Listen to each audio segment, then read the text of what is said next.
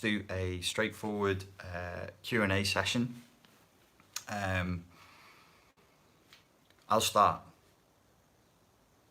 with a statement regarding emotional flashbacks and the necessity for getting into your emotional flashback work.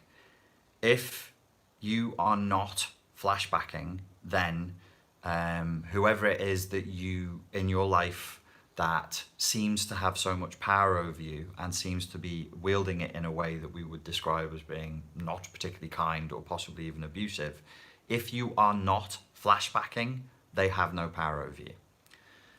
If you are not in a series of cascading, rolling emotional flashbacks, they have no power over you. So that's advantage number one to dealing with your emotional flashbacks. Secondly, if you have an issue that you would define as psychological or emotional, whatever it is, and you are subject to moderate to strong emotional flashbacks, I further claim you will not progress. You will make no progress in your healing. It doesn't matter what style of therapy you use. It doesn't matter how good your counselor or therapist or coach is. You will not make any progress whilst you are flashbacking. It is crucial that everybody gets a hold of their emotional flashbacks, no matter the issue you're dealing with.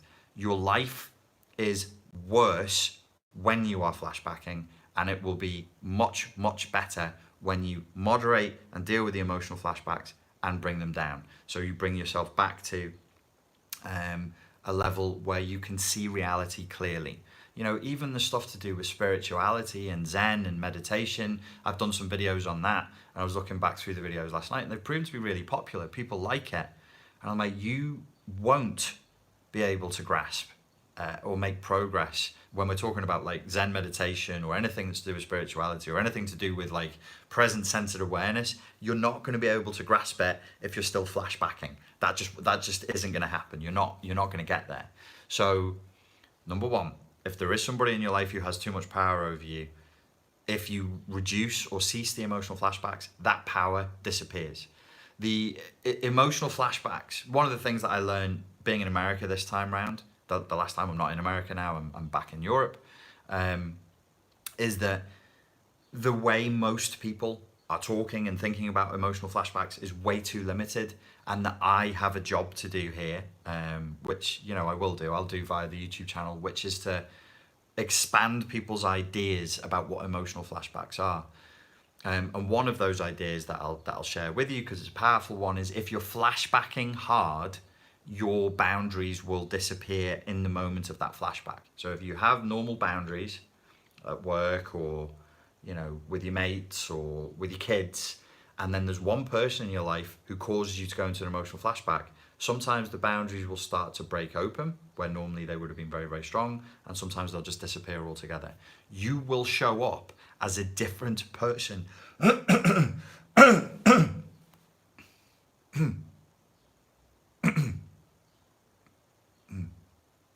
Hello, unique New York, the Human Torch applied for a bank loan. You'll turn up as a different person if you're flashbacking.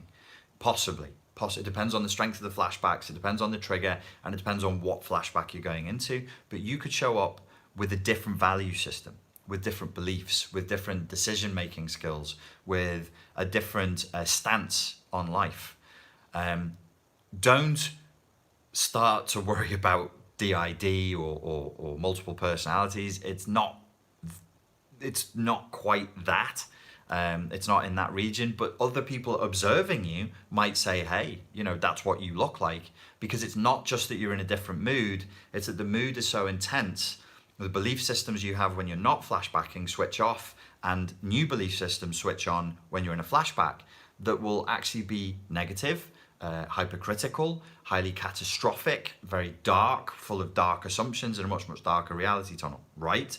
A lot of you are watching this going, oh yeah, that totally sounds like me. Well, that's why the fuck that is happening. So you've got to get hold of the emotional flashbacks. If you want to make money, if you want to get fitter, if you want to lose weight, if you want to make more friends, if you want to try and find what your true path in life is, you've got to reduce the emotional flashbacks first, because they cloud everything.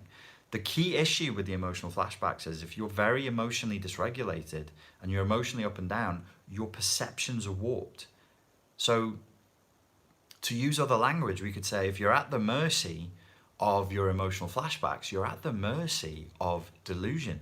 Some of those delusions will be bordering on psychosis. You just won't be able to tell what's real and what's not. We've all been there.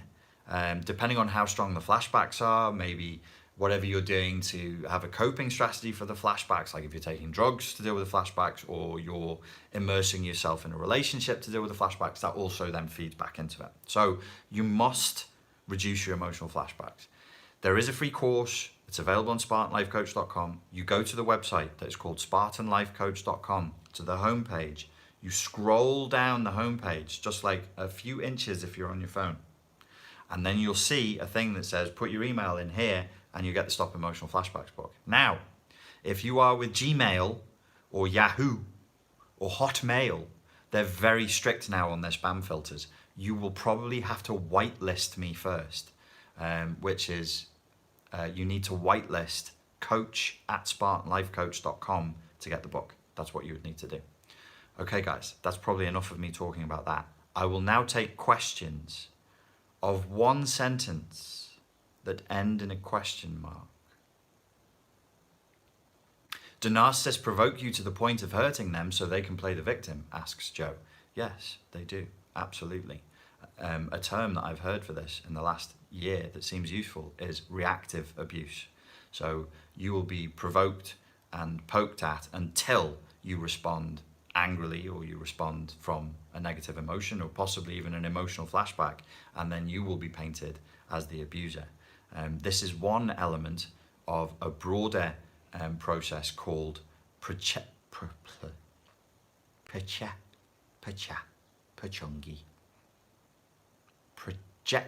identification. Projective identification is the broader name of the process. But yes, reactive abuse is part of that.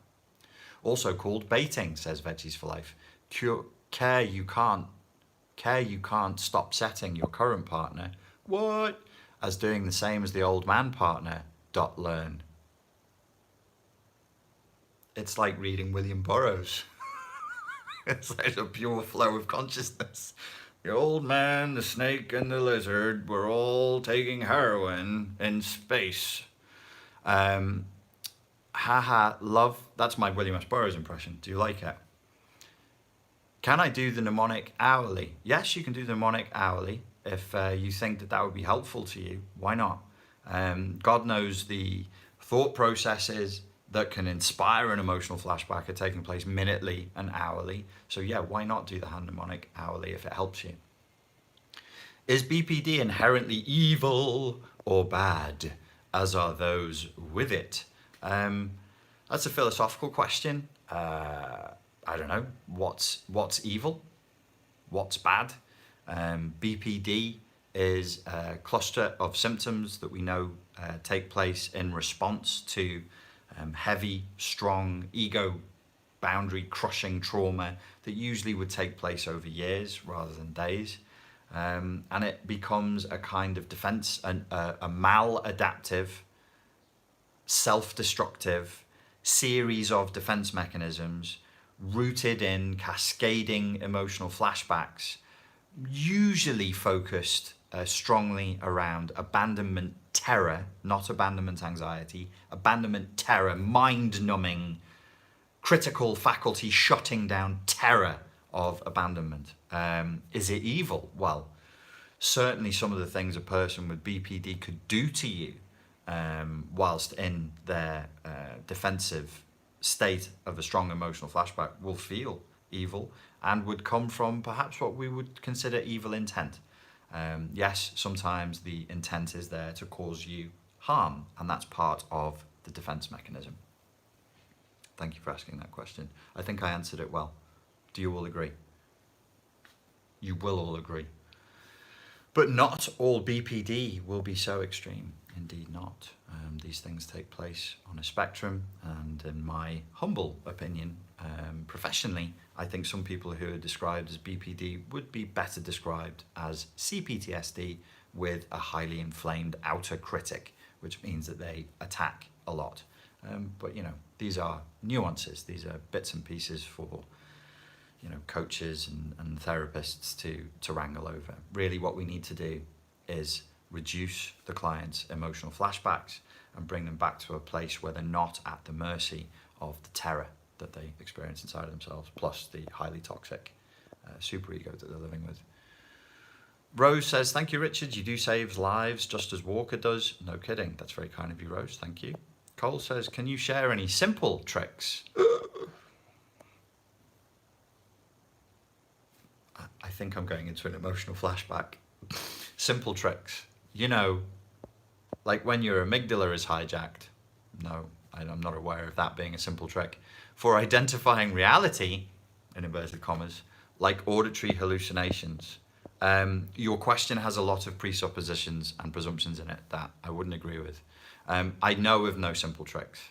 I am not a trader in trickery.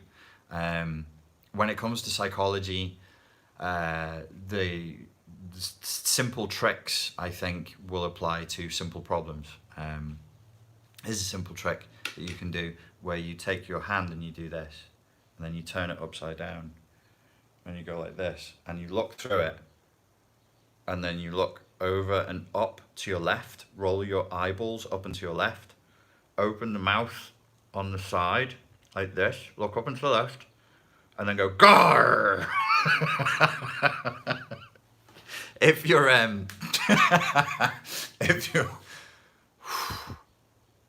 I haven't eaten yet today. To tell the difference between, I think you were talking about an authentic emotion or not. I was actually thinking about this before. I want to reclaim certain words from psychology. One of them is neurotic. So if we say, oh, this person's neurotic, in layman's terms, that would be insulting and dismissive and personal, that the person's neurotic. So if I say to you, oh, you have a neurotic pattern of behavior, you'd be like, fuck you, dude, that's rude as hell.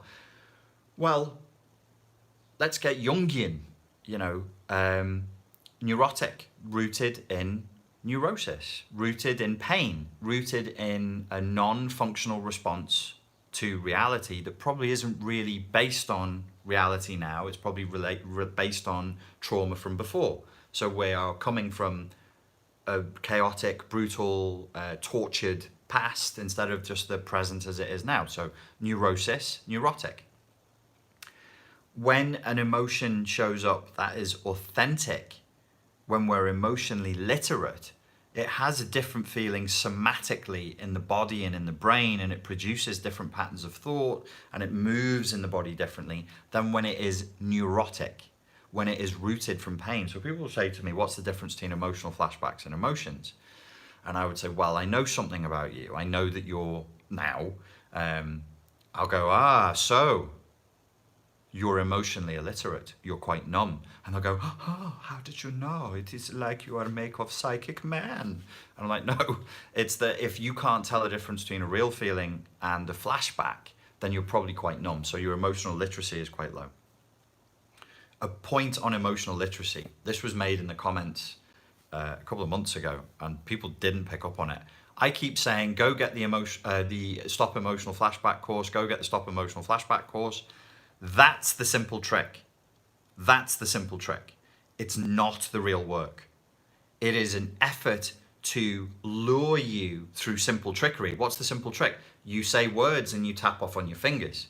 So part of your brain goes, oh, I can do that. I can live with that. And if you do it 5 times a day for 2 to 3 weeks, your emotional flashbacks will reduce and the intensity will reduce. But that's the simple trick. If you're looking for a simple trick, it's called the Stop Emotional Flashbacks course, and it's free. It's not the real work. My idea from there is to lure you, and I must lure you, and you'd be like, this sounds a bit, what's this creepy fucking language? He's like trying to trick me into doing something. You have, if you, not you, Like, if the singular watcher of this video, you are riddled with CPTSD, like you've got it bad and you've tried loads of things and it's not working, you have a thing called an inner critic. You have a toxic inner critic. And you have defense mechanisms against healing.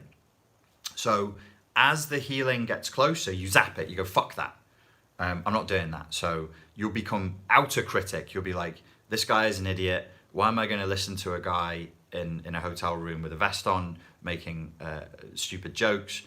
I never really believed anything that he said anyway. You know, you'll attack the material and you'll attack the person. So a lot of you have been in therapy and you've done this. You were making therapeutic progress and something happened and you went, oh, the therapist is an idiot and the way he's or she is trying to get me to do therapy is wrong.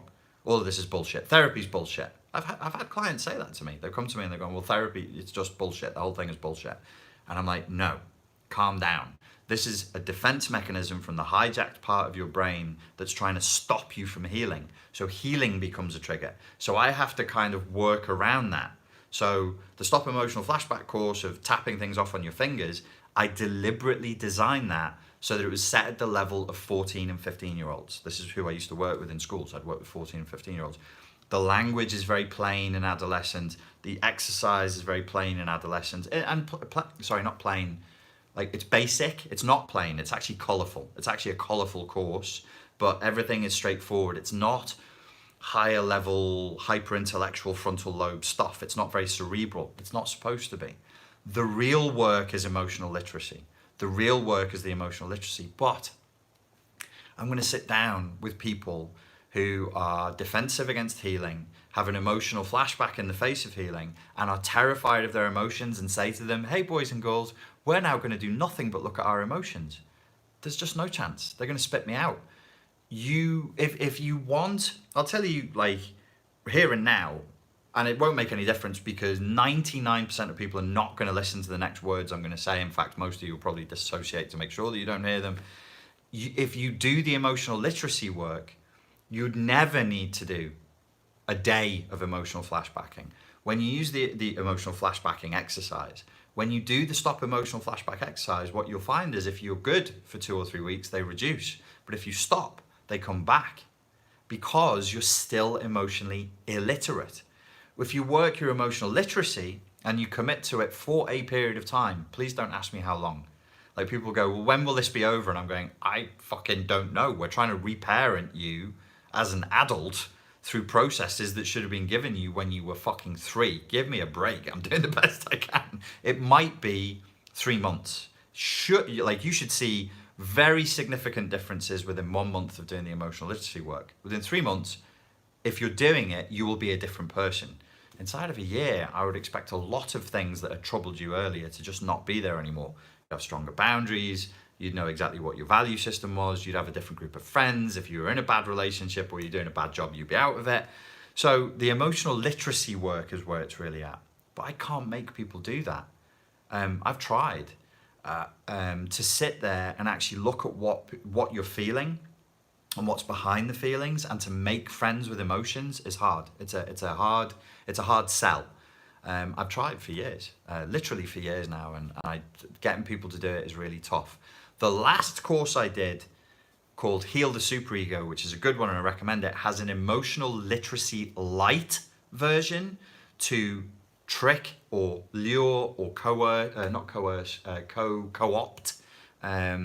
massage people into doing the emotional literacy work without fear. So it's like the most stripped down white belt version of it you can do, and it only takes 5 minutes. And that's as best as I can give you. But the emotional literacy work is the work. The emotional flashback exercise is kind of a band-aid to get you to the place where you'd feel strong enough to do the emotional literacy work. I went on there for a long time, but I was saying good stuff, so I won't apologize. I'll take a question now.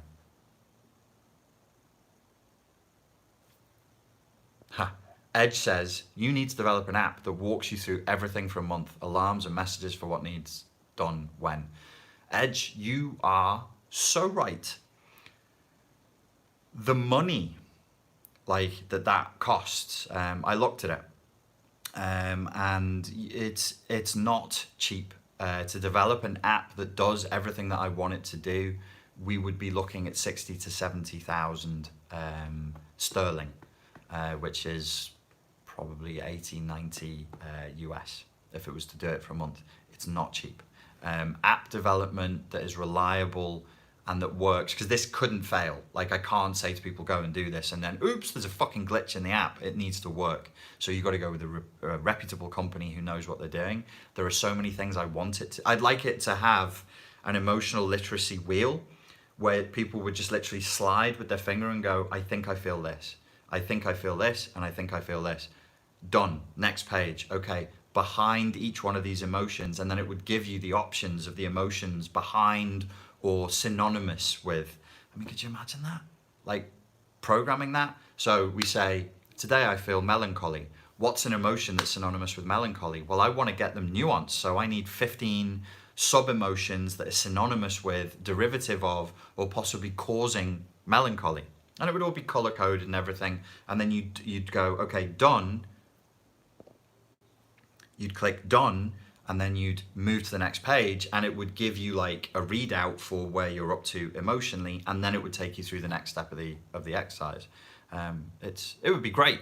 I'm going to look at it. I'm going to look again. I looked a year ago and went, wow, that's a lot of money. But I'll look again and see if I can and get it done. It's a very good idea. Thank you, Edge. Yo question, says Neppy Neptune. A yo question. How do you deal with feelings of loneliness mixed with social burnout? That sounds like you're asking a question that's specifically to deal with what you're facing at the moment and not what everybody else would most benefit from. I recommend that if you're facing mixed emotions and you're not sure how to cope with them, that you start with the Stop Emotional Flashback course, and that you then move on to developing your emotional literacy. Michael says, the M literacy just leads me to my story, which is the unsolvable past, which just traps me in depression. What do I do? You need to follow the instructions very, very, very closely. If you're disassociating whilst I'm speaking, that can be an emotional flashback. That can be like a defense mechanism against healing. So reduce the emotional flashbacks as low as you can. Go back to the course, go back to video 1.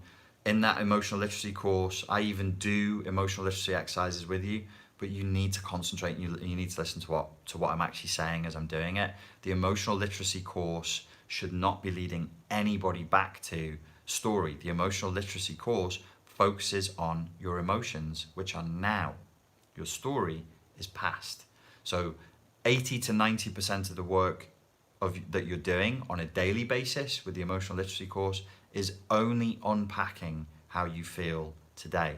Once you've gotten to your blue belt, brown belt status with the emotional literacy course, and you start looking at how this cluster of emotions could be something to do with the scenario in the past. So you can go, oh, this is the way I feel today is actually a melange of emotions that probably is rooted in the trauma of such and such an incident from the past. Just to give you insight, but 80 to 90% of the work is just exploring and expanding the emotions and accepting them. Thanks for all your work, Richard, says Flat Earth. No problem at all. You're very welcome.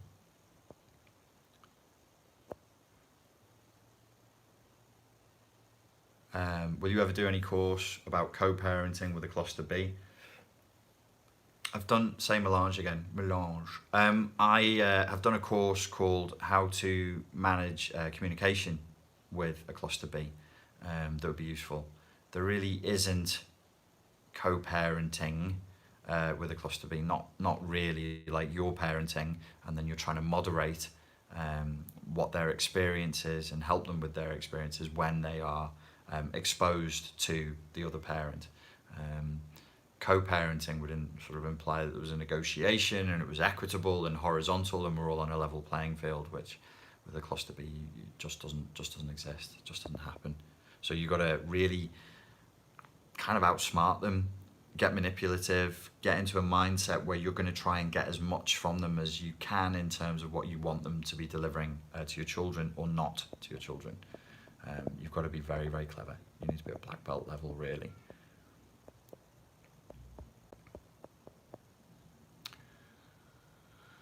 How can I get over the fear of going out after I split up from a girl who did projective identification? I'm embarrassed from letting her get under my skin. I want to heal and learn from this. I think a useful thing to do is to really admit and radically accept what's happened there. She kicked the shit out of you. She really beat you up, and your confidence is really hammered. Your confidence has taken a hell of a beating. It's useful to acknowledge the truth of that, because then you can have the self-compassion to go, well, why am I being like this? Why am I being so weird about meeting other people, and why do I feel so unsafe? And you go, well, this is why. I'm really beaten up. She really, really hurt me in the most vulnerable, sensitive parts of who I am. She really, really stamped on me. She really laid into me. Okay, cool. Let's look at it in terms of an emotional flashback. What did that experience make you feel? What was the cluster of emotions that came off the back of that? Do you feel unsafe? Do you feel anxious? How does that relate to your experience with her? And then do some emotional literacy work and try and resolve it that way. It's going to take time. It's going to take time. That kind of, the projective identification is maddening. Like, it will send you into a state of non-sanity, which is its purpose. That's its intent and its purpose, and it works quite well. It will take you time to recover from that.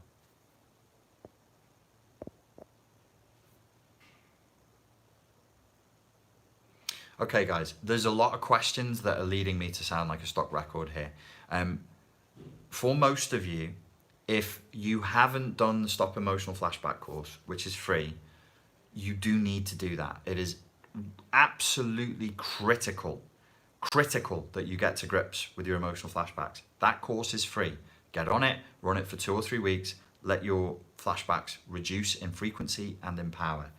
If you then feel comfortable and confident enough, I highly recommend you go and get the emotional literacy course and that you work it. Don't ask me how long for. Just, in fact, here's an attitudinal approach. Accept that you were not given things in your childhood that you really, really needed, that we now need to artificially in your adulthood put in place to make you feel like you have a right to your emotions, that you can explore them, that you can expand them, that you can talk to them, that you can communicate with them, and that your emotions are there with positive intent. They're either warning you against a danger, or they're encouraging you to move towards some pleasurable or useful, desirable outcome. That's all they're there for, they're messengers. And that it's okay for you to feel what you feel. That's the end goal. People are asking me questions that are related to like anxiety and depression and stuff. All of that would be resolved by reducing the emotional flashbacks and expanding your emotional literacy. It would cause you to be brought back into being. Ladies and gentlemen, thank you so very much for your time and for your attention. I wish you a pleasant day, and I look forward to speaking to you again soon. Cheers.